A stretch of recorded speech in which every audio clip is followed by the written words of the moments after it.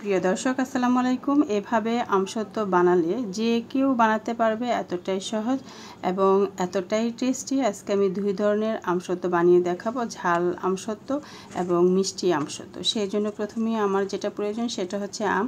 তো এখানে আমি 2 কেজি আম নিয়েছি। আমগুলোকে ভালো করে পরিষ্কার করে মুছে নিয়েছি। এখন আমি একটা পিলারের সাহায্য নিয়ে আমের খোসাগুলোকে ছাড়িয়ে নিচ্ছি। তো প্রতিটা আমগুলোকে কিন্তু আমি এরকমভাবেই খোসা ছাড়িয়ে নিচ্ছি পিলারের সাহায্য নিয়ে। আপনারা কিন্তু দা, ছুরি, বটি যেটা ইচ্ছে আপনাদের সুবিধা মতন কিন্তু নিয়ে কেটে নিতে পারেন। তো আমি সবগুলো আম কিন্তু এরই মধ্যে খোসা ছাড়িয়ে নিয়েছি। এখন আমি একটা গ্রেটার নিয়েছি, গ্রেটার দিয়ে গ্রেট করে নিব। তো আমি দেখতেই পাচ্ছেন এরকম ছোট যেই অংশটুকু আছে সেটা দিয়ে কিন্তু আমি গ্রেটারের যে ছোট অংশটা আছে নিচের দিকে সেটা দিয়ে ছাড়িয়ে নিচ্ছি। প্রিয় দর্শক, বরাবরের মতো আমার রেসিপিগুলো ভালো লাগলে অবশ্যই ভিডিওতে লাইক দিয়ে ভিডিওটা দেখার অনুরোধ রইল। সেই সাথে আপনি আমার চ্যানেলে নতুন হয়ে থাকলে একটি সাবস্ক্রাইব করে পাশে থাকা বেল বাটনটি অন করে চ্যানেলের সাথেই থাকবেন। ফেসবুক পেজ থেকে দেখলে পেজে একটা লাইক ফলো দিয়ে পেজের সাথেই থাকবেন। তো সবগুলো আমি কিন্তু এর মধ্যে আমি গ্রেট করে নিয়েছি। এখন অলরেডি আমি চলে আসছি। এখানে একটি প্যান বসিয়ে দিয়ে গ্রেট করা আমগুলোকে দিয়ে দিলাম। আর এখানে আমি টোটাল দিব হচ্ছে 4 কাপ পানি। তো প্রথমে আমি 3 কাপ পানি দিয়ে নিয়েছি, পরবর্তীতে প্রয়োজন হলে আমি আরেকটু দিব। আর এখানে আমি 1 টেবিল চামচ বিট লবণ দিয়েছি। আর এখন দিয়ে দিচ্ছি আরও 1 কাপ পানি। তো টোটাল আমি 4 কাপ পানি দিয়ে নিব এই আমটাকে সেদ্ধ হওয়ার জন্য। আর এই যে আমি গ্রেট করে যে জন্য নিলাম, গ্রেট করে নিলে যেটা হবে খুব দ্রুত কিন্তু সেদ্ধ হয়ে যাবে আমসত্ত্ব বানানোর জন্য। আর মোটা মোটা করে কেটে নিলে কিন্তু অনেক সময় লাগে। তো গ্রেট করে নিলে খুব দ্রুতই সিদ্ধ হয়ে যাবে। তো সেই জন্য কিন্তু আমি গ্রেট করে নিয়েছি। আর এবং সাদা লবণও কিন্তু দিয়েছি স্বাদ মতো, দিয়ে ঢেকে রেখেছিলাম। 5 মিনিট পরে ফিরে আসলাম। এর মধ্যে কিন্তু মোটামুটি অনেকটাই সেদ্ধ হয়ে গিয়েছে, দেখতেই পাচ্ছেন। আর নেড়ে নেড়ে কিন্তু এইভাবে অনেকটাই আমি ম্যাশ করে নিয়েছি। অলরেডি আমি পুরোপুরি সেদ্ধ হয়ে গিয়েছে, আমি নামিয়ে নিয়েছি। এখন একটা আমি স্ট্রেনার নিয়েছি এবং স্ট্রেনারের সাহায্য নিয়ে আমি ছেঁকে নেব। আপনারা চাইলে এখানে ব্লেন্ড করে নিতে পারেন। আসলে এতটাই মিহি হয়েছে যে এখানে আর ব্লেন্ড করার কোনো প্রয়োজন নেই। একটা স্ট্রেনারের সাহায্য নিয়ে কিন্তু আমি এই যে হ্যান্ড হুইক্স দিয়ে ভালো করে এইভাবে নেড়ে চেড়ে নিলেই সবগুলো বের হয়ে আসবে। যদি কোনো লাম্পস থাকে, কোনো আঁশ থাকে সেটা থেকে যাবে। এই যে এভাবে কিন্তু আমি সবগুলোই করে নিলাম খুব সহজে এবং দ্রুতই কিন্তু আমার ছাঁকা হয়ে গেল।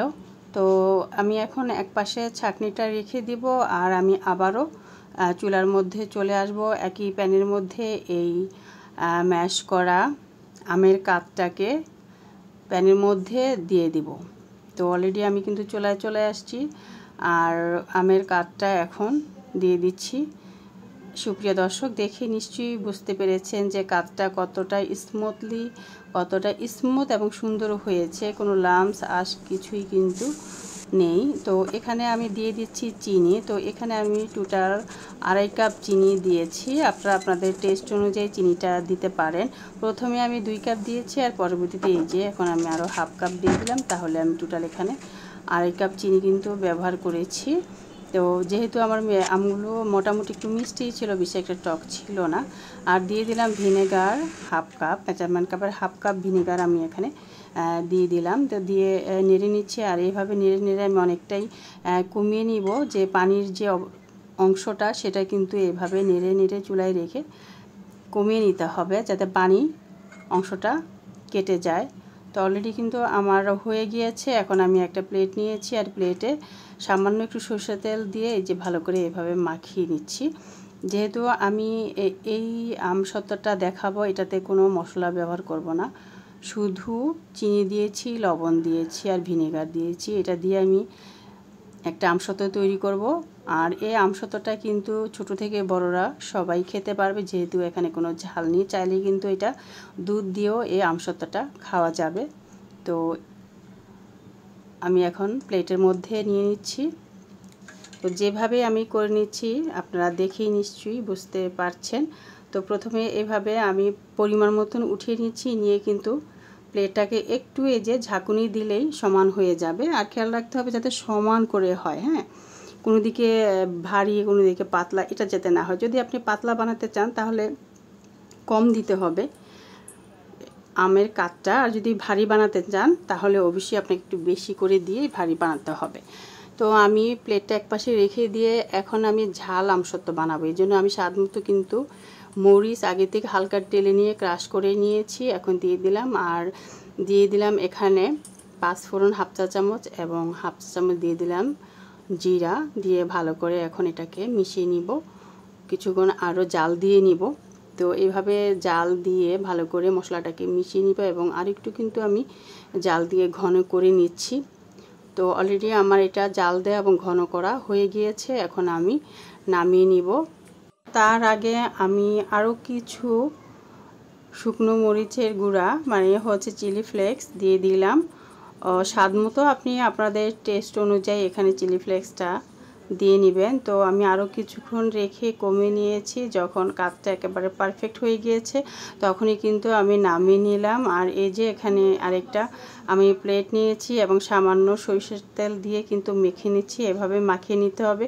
আর সরিষার তেলটা আপনাকে অবশ্যই দিতে হবে, এটা দিলে আপনি যখন আমসত্ত্বটা উঠাবেন খুব সুন্দরভাবে কিন্তু উঠে যাবে, এতটুকু লেগে যাবে না। সেটাও কিন্তু আমি আপনাদের সাথে শেয়ার করব, নিশ্চয়ই শেষ পর্যন্ত সাথেই থাকবেন।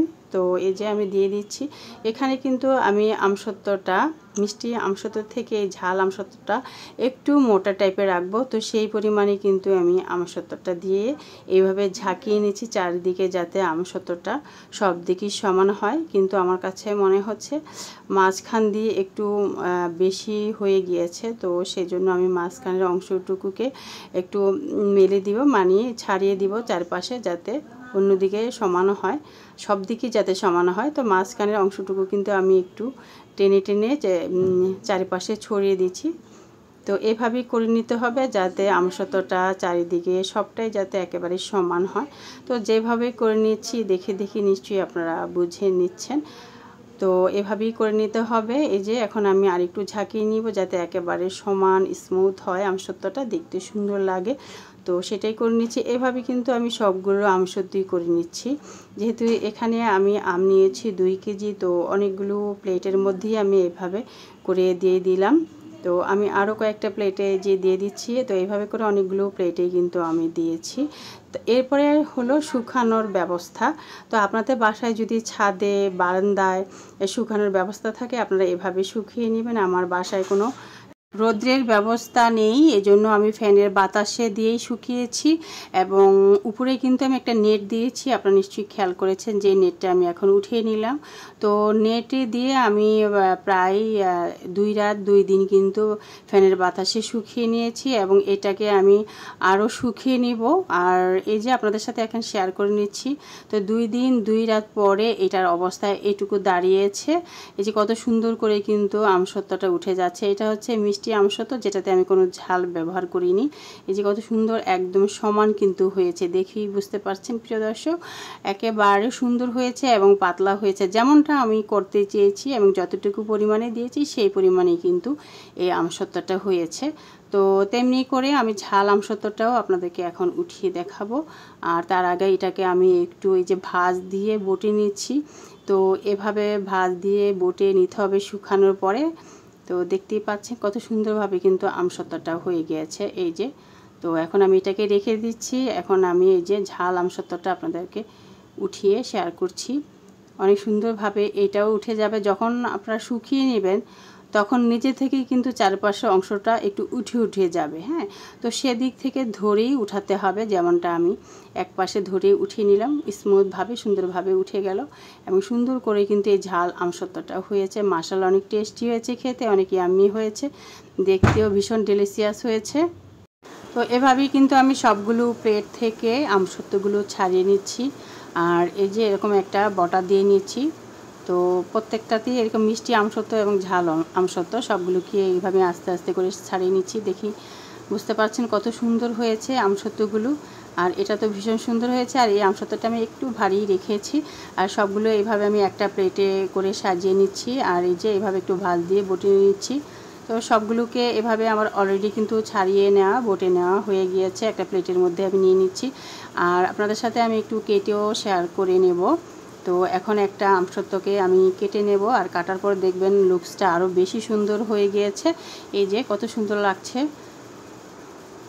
তো এভাবে সবগুলো আমি আমসত্ত্ব রেডি করে নিলাম। সুপ্রিয় দর্শক, আমার পরবর্তী রেসিপিতে ইনশাল্লাহ কথা হবে। ততক্ষণ পর্যন্ত সবাই ভালো থাকবেন, সুস্থ থাকবেন। আমার চ্যানেল এবং পেজের সাথেই থাকবেন। আল্লাহ হাফেজ।